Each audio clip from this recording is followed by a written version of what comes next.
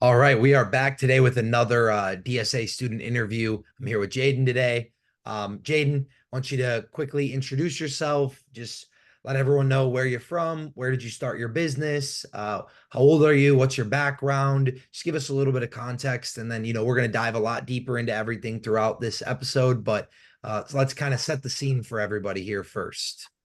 Okay, yeah. Thanks, Parker. I'm 20 years old. I'm from Cincinnati. I've been born and raised in Cincinnati my whole life. Before joining DSA, I was a college student going and studying computer science. I've worked a multitude of jobs. My last job was serving, and then before that, I did solar sales. And then that all led me to start this business. Okay, and when did you start your business with Drop Service Academy? So I joined multiple months ago, but I really started 20 days ago. It was the first day I ran ads and took my first customer.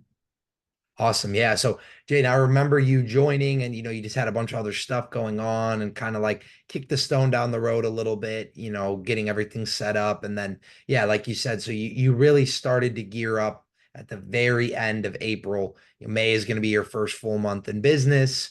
Um, it's crazy because I mean, like I thought I had a lot of success early on. I thought I was crushing it from the very beginning, but yeah, Jaden, where are we at? What are we looking at for revenue on the books for May, which is your first full month? What are we looking at right now?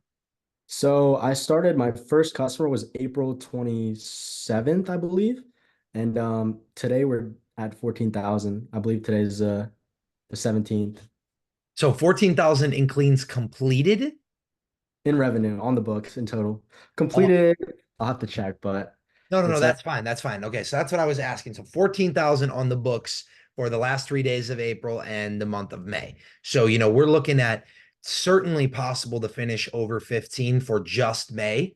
Um, that's crazy, right? Like that being your first month, it's insane. My initial gut knee-jerk question is, did you expect this? Is this like way beyond your expectation or just a little beyond your expectation? How are you feeling and thinking about all this? It's kind of, give me a little insight into where your head's at right now.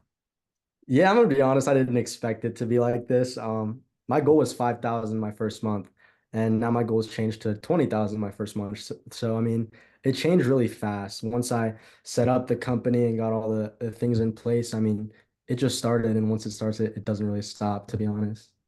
So I think one of the questions I get a lot is, how do you get customers? It's so hard to get customers. It's so saturated. There's so many cleaning companies. Have you had that experience where you've really struggled to get customers? I mean, I obviously the answer is no, but talk Abs- about that. Like your phone is just rings all day, and I mean, you told me you're already having 3 to 4 cleans a day most days, and you have been alive for 3 weeks. I mean, that's just ridiculous. So I've had to turn my phone off the past 2 days just because I've been busy. But if I don't, once you set up this business model and you get it set up, you are a company. Like these customers truly think you have an office. They think you're a company. And that's what you are. So they're calling, wanting your services. Like I said, I've worked in solar sales, and in that industry, it's a different industry where you have to go find the customers. You knock on their front door, but it's really different because they're calling, they're interested, and it's pretty nonstop. In combination with Google, Thumbtack, Yelp, all these things, there's too many customers, honestly. Yeah, I mean, that's it, it's funny to hear you say that, but it actually is true. At times I have felt the same way where I'm like, I have too many customers. Like there's too many phone calls, it's too much to do, it's too much follow-up. It's like it's crazy. And that's normally a place people reach like month 3, 4, 5, not month one. So it's very interesting to hear you say that. And I know, you said you were doing door to door before, and this business model is theoretically, it's remote, right? You can run this business model anywhere in the world. For example, I live in a different state than my business right now. I'm running it completely remotely, but you have had a little bit more of a hands-on approach, which is what I had in the beginning of my journey. In the beginning for me, I was actually beginning is a stretch. I mean, I did this for like the first 4.5 months. Um, like I really was super hands-on, and you have been the same way. So talk about that a little bit. You said the biggest problem is sometimes cleaners don't show up or they flake or whatever, and you've just been rolling your sleeves up and getting it done yourself. Yeah, it seems like half my cleaners are single moms. Actually, half my cleaners are single moms. So they're constantly, their kids are sick, they're sick. They got to take their kids to school, do different things like that. So that's caused me to kind of go just to make sure the customers are happy. I mean, I went today and did two cleans just because my cleaner called off. And I mean, it's unfortunate, but it's what I've had to do. It was either that or I could cancel on them. And I just don't want to risk a bad review. I think it does personally help to go and be around your cleaners just because you get to know them, how they are personally. And you also, I mean, you just get to be there. You get to see what it's like. It's helped me quote and do different parts of my business I wouldn't have normally done. Yeah. Yeah. And honestly, I mean, you said, right, you're 20 years old, you're a college student, you're like, I mean, at the end of the day, what other job are you going to be working right now that pays you $50 an hour? That Yeah. there probably isn't many. So, even for people that are like, oh, I don't want to do the cleaning or I don't want to totally understand that. If you don't want to, you'd never have to with this model. That's why it's set up that way. But at the same time, I mean, even just the opportunity to do the cleans, I did several cleans during the first 4.5 months of my business. And I was almost excited to do some of them. I would always prefer to send a cleaner and they make 25 an hour and I make 25 an hour. And then I can stay here and work on other things and spend my time doing other things. But at the same time, it's like I also did not mind working for 50, $60 an Yeah, hour it's doing not the bad. cleaning myself. I mean, yeah, it's really not bad at all. Now, it's not scalable. Obviously, you don't want to end up in a situation where you're doing all the cleans and then, you've just lost the business model altogether. But filling in the cracks and putting your customers first as a priority, I think that's never a bad idea. And the people that are just like, oh, I could never do the cleans myself. I personally think you might sell yourself short a little bit, but at the same time, I want to make sure that people understand that this business model can be completely remote, like myself right now. Jaden and myself both were kind of boots on the ground on an as needed basis because there was a reputation to be built, and there was a standard to set for your business. And similar to you, Jaden, I've met all of my cleaners other than one that I just hired. um and I do think it has helped my relationship with them, and I do think that it has solidified their respect for me and for our company. And that's a hugely important thing because they are the customer facing arm of your business. I mean, you are not. As the business owner, you are just an extension of them. Obviously you do have an impact on a customer's happiness and satisfaction and all that, but you are not the service. The service is your cleaners. So I want to kind of segue that into talking about hiring. What was the hiring process like for you? Has it been difficult? Has it been easy? Has it been what you expected or not what you expected? Have you gone the job board route or the referral based route? Talk us through that a little bit. Yeah. So hiring is definitely the hardest part, in my opinion. I mean, I had a lot of luck. The first person I hired happened to be really good. She took a bunch of jobs. But at this point, I have ten employees. Um, yeah, when I first started hiring, it was tough. I would do mostly Indeed, so job boards. The biggest thing I'd say is that the quality of applicants are just terrible. I mean, they're really bad. So now I segued into using referrals. So I go on Facebook and I join local mom groups. I join different neighborhood groups, and there's typically posts where they just talk about cleaners and they refer us. I know a lot of people do it the same way with this business model. Finding people who are highly vetted and have, referrals is the best way to do it. So now a majority of my cleaners have their own cleaning company, and I just actually two of my cleaners own a cleaning company, and I kind of just send them the jobs. And it makes it a lot easier because there's no stress in mind. You don't have to worry, are they going to do a good job or is it going to be quality? You just know they already do. So when you say they own cleaning companies, that means they have even people working underneath them.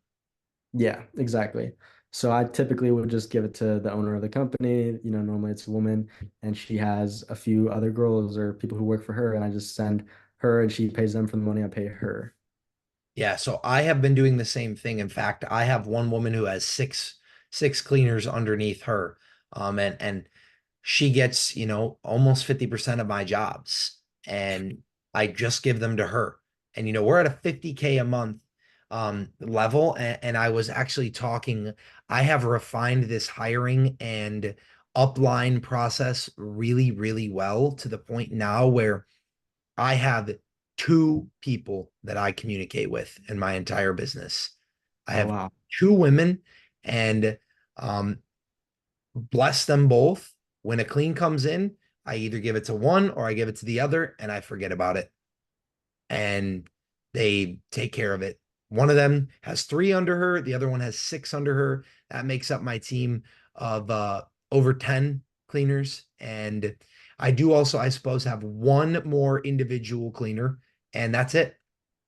I mean, I only communicate with three people and run a $50,000 a month cleaning business at this point, because the teams that they've built out underneath them. Now, does that sometimes lead to hiccups and headaches? Absolutely. Like today, a service, I got a call from a customer who just really wasn't thrilled. This wasn't quite great. This wasn't quite great. No worries. We talk through it, we get it figured out. Now I got to go to this woman and be, okay, this clean wasn't great. And then she's like, okay, well, that was these two cleaners. And then she speaks with those two cleaners, and they say this. And then she tells that to me. And I'm like, okay. And then I tell that to the customer. And then the customer says, well, what about blah, blah, blah? And I tell that back to her, and she tells that back to the team, and the team, so that sometimes it becomes a big game of telephone. And the scheduling can be a little bit different when we have to go back to homes to complete things. But in general, I mean, it has been so convenient to have that model. And it's crazy because, like, the one big team that I have, I'm like selling like 5 grand a week to her. Like 5 grand a week. Yeah. It's just insane. Like she just is doing so much volume, that, I mean, I will gladly give her jobs as long as we keep getting happy customers and good reviews. So that's been my motto and my mindset around all of it. Um, I agree with you that hiring can be the hardest part, and I think people in general, that's a consensus, especially when you go the subcontractor method, because the job just isn't that important to a lot of people. You have to find the right person who really values the role and the opportunity. But when you do, I mean, you have grinders. Like, I have several cleaners that will work 50, 60 hours a week, every week, because they're not going to get this opportunity to make this type of money other places. They're Yeah. not going to get the chance to make 30 bucks an hour, 60 hours a week, make $1,800 a week as a solo cleaner. That's insane. I mean, they're going to make almost 100K just cleaning houses. That That's opportunity, yeah, it's ridiculous. So, um, yeah. So you said right now you're using Thumbtack, Yelp, and LSA. Is that correct? yeah, Thumbtack, Yelp, and LSA, that's it. And you are running ads on all of them. Yeah, I'm running ads on all of them. I might LSA pause right now, but mostly just Thumbtack and LSA. Okay. Okay. So Yelp, what has your success been with that? Yelp is a divisive one. People either love it or they hate it. They either say it's the worst ever or it's great. So I have my own thoughts around Yelp, but I'm interested to hear, and for the viewer as well, what has your experience been with Yelp? So we get $300 in free ad credit if you don't have a Yelp account. That's the only reason I use Yelp. I was able to get two clients on there, and one is a weekly client now, and one is a bi-weekly client. Oh, So I don't think Yelp is bad. The only thing is a lot of people will go on Yelp, they'll send you a message and they just won't respond. Um, I've probably had 30 messages and gotten two customers out of it. So yeah, that's a very similar experience to what I had. Like, I got a ton of inquiries, spent up a bunch of free ad credit, got a couple customers out of it that are, that are great, and they pay for the rest of the ad spend. But yeah, I have since moved away from Yelp for the time being. And then, I have been doing Thumbtack and doing LSA as well. I think for me, I still have a preference towards LSA over Thumbtack because I get them on the phone, but mm, I hate the LSA message leads. I don't know if you have thoughts around that, but message leads are just the worst. Do you have your message leads on? I turned those off because I saw everybody else had them off, so I just figured it wasn't even worth it. Yeah. Yeah. The thing with them is they're either the easiest close in the world or they're impossible, Yeah. or they never respond. You never even get a chance. So, I think that that's for me, I keep it on because the opportunity cost is there and I can float the extra ad spend, but I totally understand why most people don't have them on. Um, do you know what your average ad cost or lead cost is looking like on LSA right now? Yeah, my phone calls are about $30 each. Okay. And that's the same with me. Dude, it's that Midwest. People in the Florida area, people in the California area, people in New York, Massachusetts, all these, they're paying double. They're paying $60 a lead, I don't 70 think I can bucks a do lead. that. It's crazy. It's crazy. And that's something else I wanted to talk about was um your experience. For those of you who didn't catch it in the beginning, Jaden said, he is from and operates his business in Cincinnati, Ohio. Like who would have thought, right? Feels the same way to me as Madison, Wisconsin. Mm. Mid-major city. How many people are in Cincinnati? You have any idea, Jaden? I don't have an estimate at all, honestly. I have no idea. I Yeah, just, because go yeah, ahead. we operate as far south as Cincinnati and we go up to Dayton. So it's only an hour away. That's our radius is just 1 hour all the way around. And there's just tons of houses here that need cleaning. Yeah.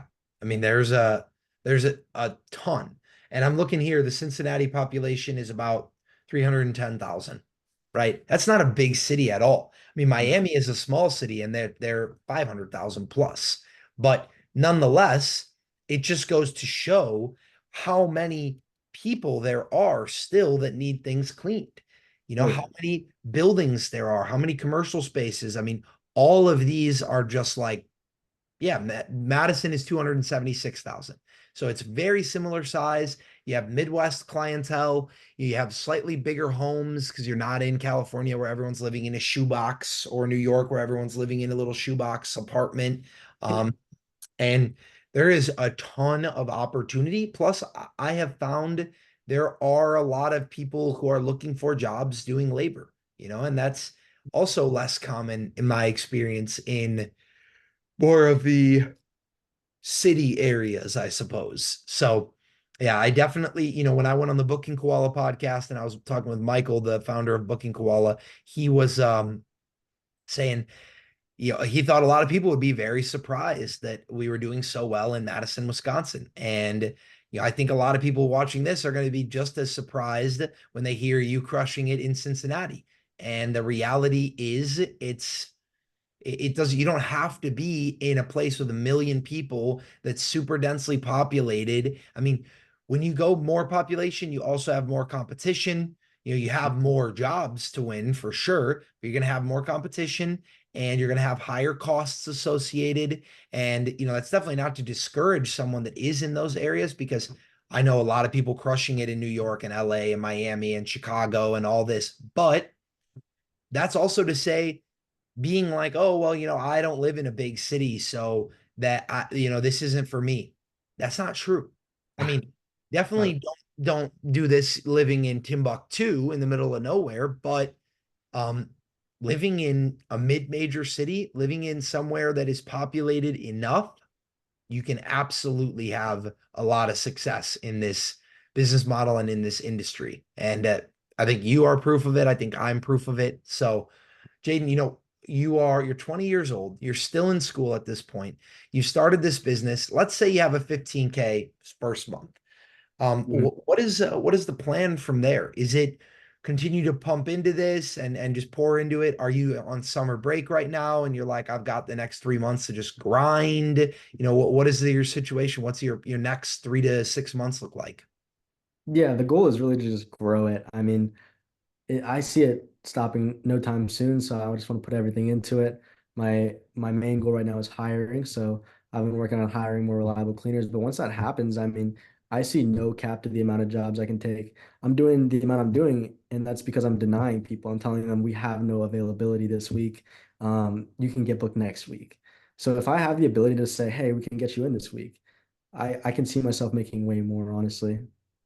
Yeah, that is something that um I have had a lot of success with, is people call and they're like, "Hey, I know it's so last minute, but can you get me in 2 days? And I say yes. And then they're like, okay, book me. I don't care what the price is.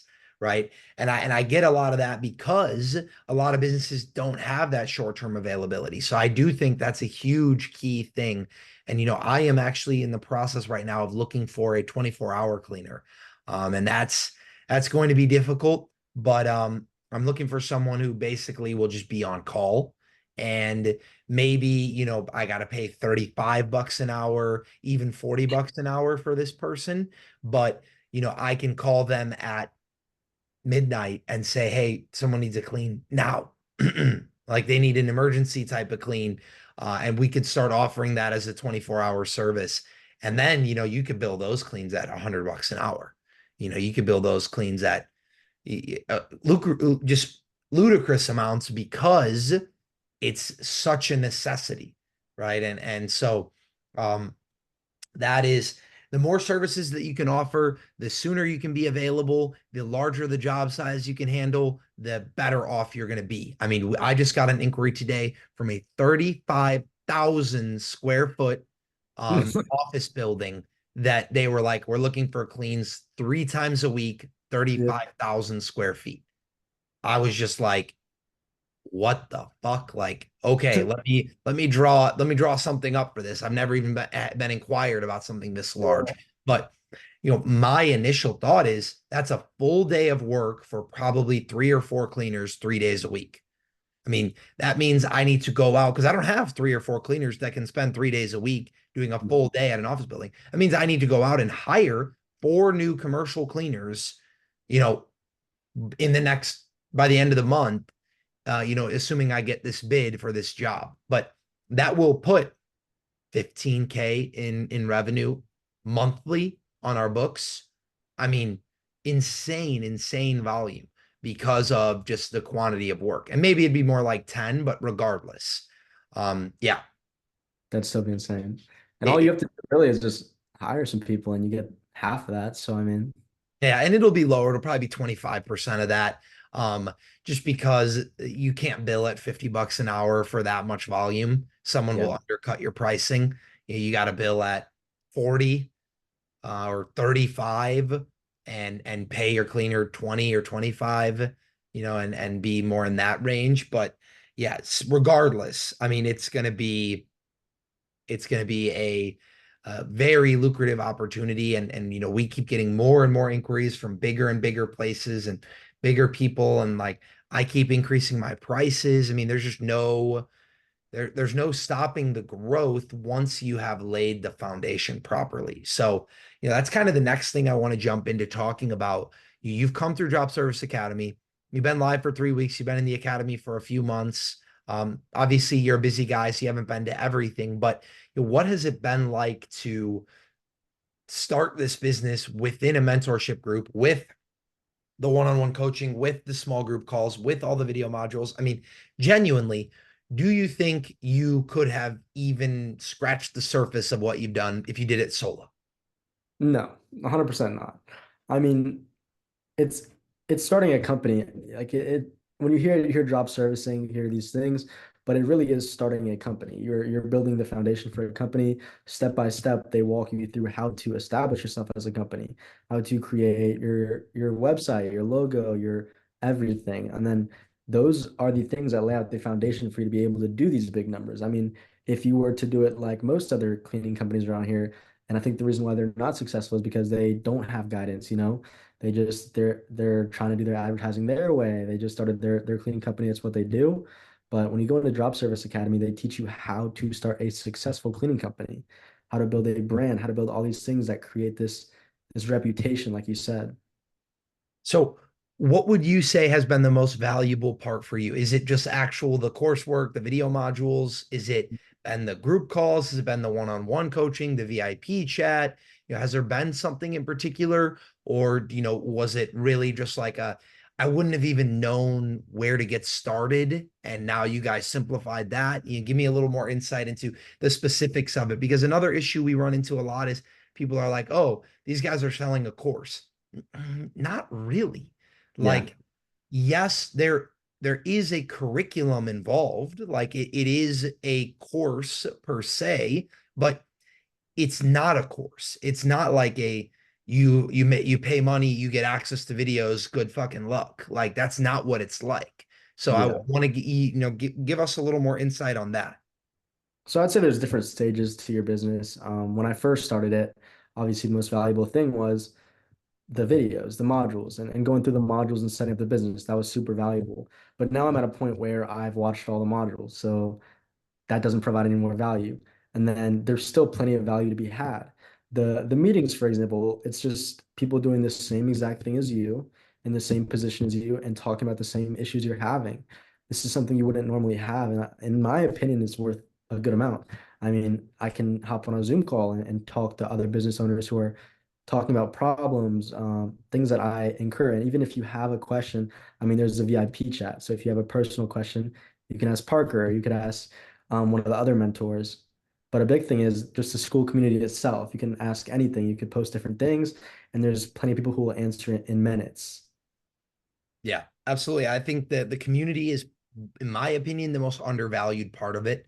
There really is no substitute for like a real group of people that actually like care about each other, want each other to succeed. I mean, I have been blown away by the engagement that we've got within the group, and people are like genuinely like, I want you to win. Like, I want you to succeed. They have no vested interest in your success. Like, you post in that community group, no one else makes money responding to your post, but it doesn't matter. People are like, I want Jaden to do well. And I want Jaden to help me when I have a question that he knows the answer to. And that's it. And like people are really genuinely supportive and helpful to one another.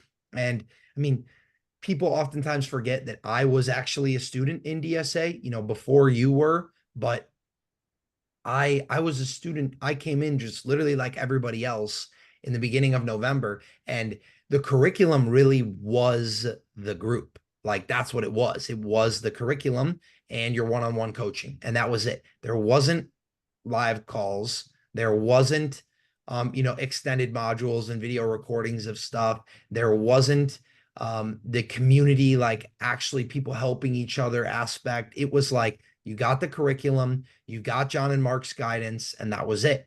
And that was still enough for me to have the success that I've had thus far.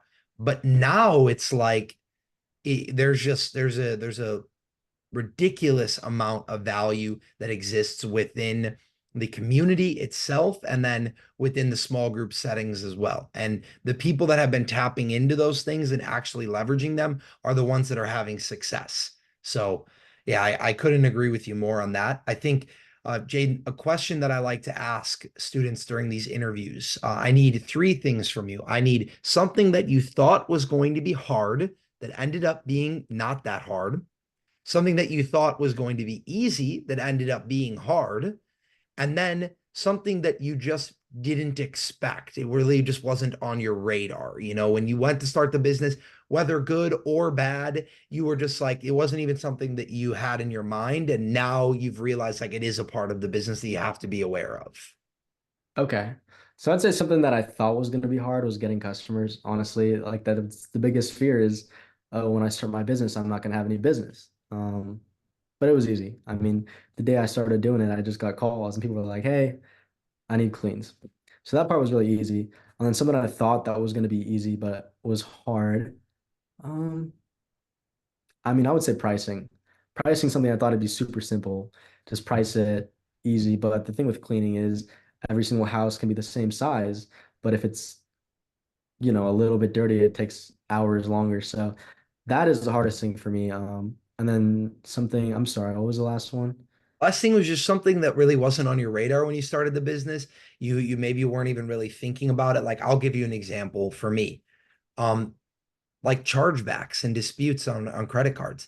I Oh, came into this business just like, well, I'll go do a service for somebody, and when the service is over, they'll pay, and that's it. Like, and I never even expected to be dealing with someone saying that my charge was fraud, or trying to get a refund out of me, or someone turning off their credit card before I could run the billing. And me not being able to collect the money. Like those were things that were never even on my radar. They're not really difficult. It's just like a problem you have to deal with.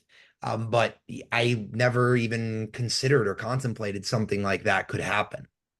Yeah, I'd say that's one thing I've dealt with once was a chargeback. That's one of the first cleans I had. They tried to say it was fraud. So that was a big issue. But a big thing that I've noticed is that there's just some weird people in Ohio. I have to worry about where I'm sending my cleaners to. I sent this one girl to this house, and there was just three guys in the house watching her clean. So I had her leave right away. Yeah, it's just some weird stuff. And then there's this one guy who she went to her house, and his front door wouldn't work. It was like bolted shut. His windows were bolted shut, and he was telling her to go into the garage. I'm just like, just leave. Don't get out of your car. Oh, There's some weird situations, but other than that, I mean, yeah, I just didn't anticipate that. yeah, I would not have anticipated that either. Yeah. And thankfully, I have not run into too many issues like that. I think some of the big issues that I've run into that are similar are like just homes that are just horrifically like dirty and like dilapidated and like we've gone to do cleans and there's no water, there's no electricity, it's like what how did you expect us to clean this? You didn't even tell us that you didn't have electricity or power. This is like an abandoned home. It's a And trap out. yeah, it's like how are we supposed to clean this trap house? I Yeah. that's we were supposed to bring our own water in buckets. You didn't even tell us. So those types of things have been surprising. And then yeah, the chargebacks and dealing, and you'll get more of that. The more business that you do, the more that it happens. I mean, you got one in like your first cleans, which is crazy. I just got my first real chargeback, just like yesterday, 2 days ago. Oh, We've already done over 100K in volume through my Stripe. So, it really wasn't like Stripe didn't even bat an eye at it. They were like, is this fraud? And I submitted evidence that it wasn't, and it's under review. So we'll have to see what that was. And the thing was, she didn't even dispute the entire transaction. She just said that I overcharged her. She agreed to do an hourly service, and I estimated that it would be 4 hours of cleaning, which would be $200. And we got there and it was way dirtier than she said it would be. And it ended up taking 7 hours. And she approved to do extra time. And hmm. then, I billed her 350. And 2 weeks later, she was like, you overbilled me for this. Like, you agreed to this. And she said, no, I didn't realize that it was going to be this much. I called you specifically and you agreed to this. Like, what do you mean you didn't? And she's like, you need to refund me the 150 extra. I'm like, I'm not refunding you. That work was done. And No. so she just disputed the entire charge. Because you can't dispute a portion of a charge. So yeah, we'll have to see how that goes. Hopefully, it ends in my favor. But yeah, all right, Jaden. So, I Well, think the last question that I've got for you before we jump off from this interview is, someone is watching this video right now. They're like, "Wow, Jaden, he's 20 years old. He's from Cincinnati. He started this business, and he's crushing it already. Month one. I want to do what Jaden did. I want to try to replicate what he did.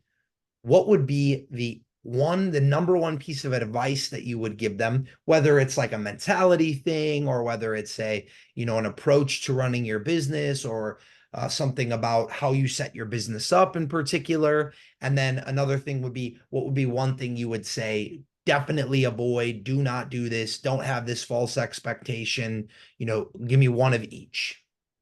yeah, so definitely when you're starting it, just do it. I mean, it sounds simple, but you just have to do it.